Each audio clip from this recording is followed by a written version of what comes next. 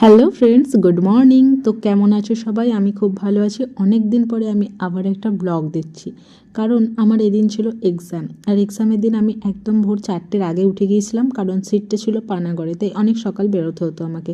উঠে বিছানাটা গুছিয়ে আগের দিনের কেটে রাখা এই সবজিগুলো দিয়ে একটু ম্যাগি বানিয়েছিলাম, কারণ টিফিন হিসেবে একটু কিছু নিয়ে যেতে হতো, নাহলে সারাদিন কী খাবো একটা চিন্তা থাকে।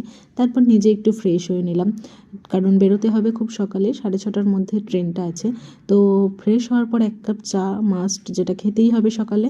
যাই হোক, চাটা খেয়ে নিয়ে আমি রেডি হয়েছিলাম এই ড্রেসটা পরে। আর তারপর ব্যাগটা একটু চেক করে নিচ্ছিলাম, কারণ সব জিনিসটা নিয়েছি নাকি দেখতে হবে, অ্যাডমিট, জলের বোতল ইত্যাদি ইত্যাদি। তারপর আমি আমার হোস্টেল রুমে চাবি দিয়ে বেরিয়ে পড়েছিলাম এক্সাম দিতে যাওয়ার উদ্দেশ্যে। তারপর আমাদের হোস্টেলের নিচে ডাইনিং থেকে আমি একটু জলও নিয়ে নিয়েছিলাম। জলটা নেওয়ার পর এই দেখো পুরোপুরি বেরিয়ে গেছি হোস্টেল থেকে, আমি যাচ্ছি। এরপর পৌঁছেও গেলাম বর্ধমান স্টেশন। বর্ধমান স্টেশনে ট্রেনের টিকিট কেটে 7 নম্বর প্ল্যাটফর্মের দিকে যাচ্ছিলাম, কারণ ট্রেনটা আমাদের 7 নম্বর প্ল্যাটফর্মে দিয়েছিল। তো তারপর দেখো বর্ধমান স্টেশন থেকে ট্রেনটা ছেড়েও দিল, আর আমি এই জানলার পাশে বসে সেই আনন্দটা উপভোগ করছিলাম। একটু এক্সাইটমেন্টও ছিল। আর এদিকে দেখো পানাগড় পৌঁছেও গেছি। এক্সাম আমার মোটামুটি ভালোই হয়েছে, যতটা খারাপ ভেবেছিলাম ততটা হয়নি। তো এরপর আমি সেই বাড়ি থেকে আনা ম্যাগিটা খেয়ে নিলাম একটু।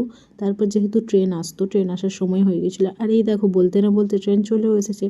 ট্রেন আসার পর আমি আবার বর্ধমানে ফিরে এলাম। আমাদের এক্সাম প্রায় 12টার মধ্যে শেষ হয়ে গেছিলো, তাই বর্ধমানে এসে দুপুরে বিরিয়ানি খাবো না তা কি হয় নাকি? তো একটু বিরিয়ানিও খেয়ে নিয়েছিলাম।